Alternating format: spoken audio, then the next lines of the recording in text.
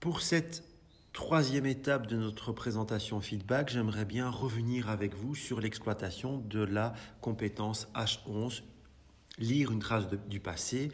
Et vous savez maintenant, je l'espère, que le verbe lire peut être substitué par le verbe d'écrire. Quand vous exploitez la compétence H11, vous décrivez. Et vu que la contextualisation est très importante en primaire, généralement, vous allez décrire des images, des illustrations qui peuvent être des reconstitutions, mais aussi des sources historiques.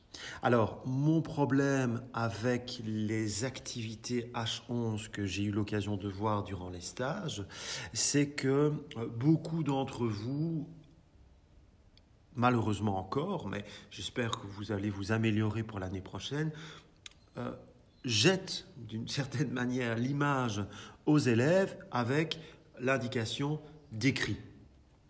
Et souvent, les enfants n'ont peut-être jamais travaillé la compétence H11, donc ils décrivent, mais surtout ils écrivent un peu tout et n'importe quoi. Et aussi, lors de ces séances d'activité, de compétences, j'entends parfois des étudiants, des stagiaires dire aux enfants « écris ce que tu veux ». C'est pas ça, une description. Une description, c'est un texte descriptif que les enfants vont créer qui se doit d'être objectif et donc les enfants doivent essayer le plus souvent possible de décrire ce qu'ils voient et aussi de décrire ce qu'ils voient dans une structuration. Donc on est parfois entre un exercice de description en français et un exercice d'analyse du paysage en géographie, mais vous êtes en histoire. Donc, par exemple, cette reconstitution, eh bien, il faudrait déjà dans la description l'organiser. Peut-être partir du premier personnage qui se présente à gauche et décrire vers la droite. Il faudrait aussi apporter des termes spécifiques. Pourquoi ? Parce que comme vous le savez, je l'espère, dans une description, si les enfants commencent à écrire « Ah oui, on dirait un moine, on dirait des petits, je sais pas moi, des petits indiens, ou on dirait qu'ils écrivent ou qu'ils peignent sur de la pierre, ce genre de choses. » Vous êtes dans de l'émission d'hypothèse, vous n'êtes pas dans de la description. Et généralement, c'est normal, vu que c'est une activité découverte, les indications que les enfants vous donnent sont erronées. Que faire pour mieux cadrer cette compétence H11 qui reste très importante, je le répète, parce qu'elle va permettre aux enfants de contextualiser l'époque que vous étudiez, en l'occurrence ici ça pourrait être l'Égypte, eh bien je vous laisse avec deux idées. La première notion, lorsque vous débarquez dans une classe pour effectuer votre stage et que vous ne savez pas si les enfants maîtrisent cette compétence H11, vous pouvez très bien leur soumettre un exemple qui, vous voyez, n'a absolument rien à voir avec mathématiques liées à l'Égypte, mais grâce à cet exemple, les enfants vont voir comment l'on peut décrire un document. Vous pouvez aussi leur proposer un petit vademecum, leur rappelant de bien faire attention à la structuration spatiale de l'image, d'utiliser de bons termes, ce genre de choses. Alors, ce que vous pouvez faire aussi, nous avions déjà évoqué cette solution pour préparer le cycle 3, mais elle fonctionne aussi pour le cycle 4. Vous pouvez aussi cadrer les descriptions en proposant des petites activités. Alors, ces petites activités, elles sont intéressantes en 5e, 6e année primaire quand les enfants n'ont jamais fait de description. Mais si vous, dans votre carrière professionnelle, vous avez durant une année, par exemple une classe de 5e année primaire, vous pouvez très bien commencer à travailler la compétence H11 en début d'année, en faisant ce genre de petits exercices, de petits jeux descriptifs. Et fatalement, au fur et à mesure des semaines et des mois, eh bien là, vous aurez beaucoup plus le loisir de laisser les enfants décrire par eux-mêmes sans autre consigne. Pourquoi ? Parce que les enfants seront habitués à utiliser les bons termes, à être objectifs dans leur description, à ne pas émettre d'hypothèses ou d'interprétations, et aussi à respecter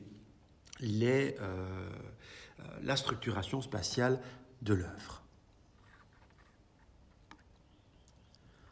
Un autre point sur lequel j'avais envie de revenir avec vous, c'est que globalement,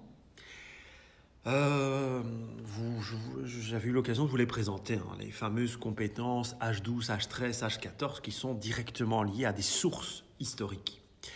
Globalement, vous ne les utilisez pas assez ou vous n'osez pas peut-être travailler avec celles-ci. Ou alors, c'est déjà pas mal, hein, vous les travaillez, mais vous ne savez pas que vous les travaillez parce que vous ne les renseignez pas dans votre canevas. Donc, je vous invite franchement pour le stage de l'année prochaine, le futur stage en cycle 4, d'essayer de vous faire peut-être violence dans certains cas et d'essayer de travailler l'une ou l'autre de ces compétences. Je vous donne quand même un exemple. Donc vous voyez, une nouvelle fois, j'utilise ce livre que j'aurai l'occasion par la suite peut-être de vous présenter un peu mieux. Et voilà, dans une première activité, j'ai plusieurs sources iconographiques. Et je demande aux enfants de décrire ces différentes images. Si je décris ces images, bien je travaille la compétence H11. La compétence H11 peut être intéressante à installer en première étape. Avant, par exemple, d'interpréter la source historique, donc de travailler la H13. Avant peut-être de comparer les sources historiques, donc de travailler la H14.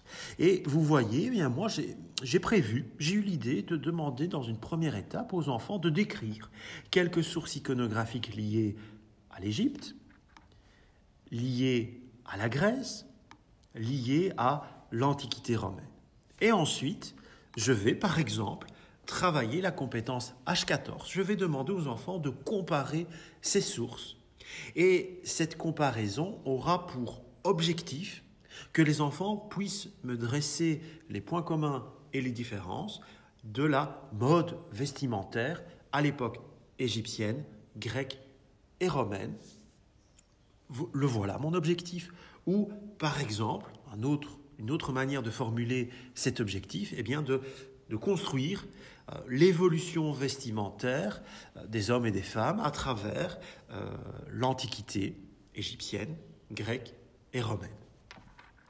Pour arriver finalement en guise de synthèse, eh bien, par exemple, à représenter ces très belles reconstitutions, à réutiliser ces très belles reconstitutions qui viennent une nouvelle fois de cet ouvrage. Et donc, vous voyez, eh bien, on a une petite synthèse qui pourrait, une image qui résume les modes vestimentaires chez les Égyptiens grâce à l'analyse des sources iconographiques qui ont été faites précédemment. Et on pourrait joindre, annoter cette reconstitution, on pourrait joindre un petit texte explicatif, de même pour les Grecs et de même pour les Romains.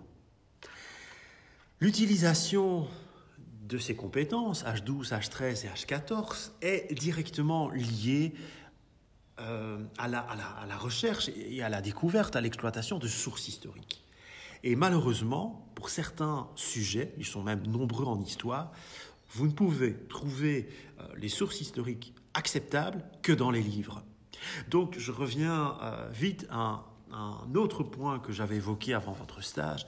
Vous devez impérativement, en éveil historique, utiliser des livres. Ce n'est pas possible de réaliser une belle leçon d'histoire si vous n'exploitez pas les livres. Alors, les livres, c'est peut-être bien de les amener en classe, c'est peut-être bien de les présenter aux enfants, par exemple, quand vous avez terminé votre leçon, mais c'est quand même dommage.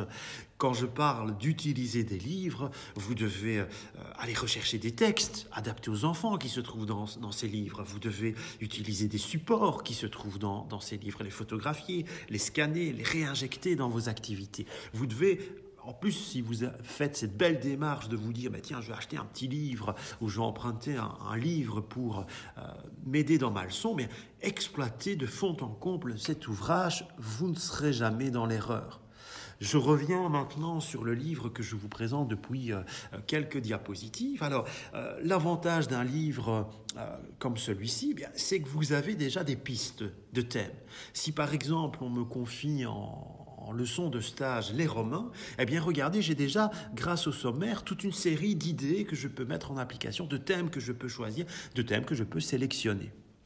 Alors, dans ce type d'ouvrage, vous avez de très belles sources iconographiques que vous pouvez exploiter dans certaines de vos compétences, et vous avez en plus de très belles reconstitutions qui vont permettre finalement aux enfants un peu de s'y retrouver et aussi de contextualiser l'une ou l'autre thématique que vous étudiez. Et alors, bien entendu, dans ce type d'ouvrage, vous avez des cartes de géographie, vous avez des lignes du temps, donc vous avez différents supports qui vont vous permettre de travailler d'autres compétences. Donc, j'espère que vous retiendrez cette présentation.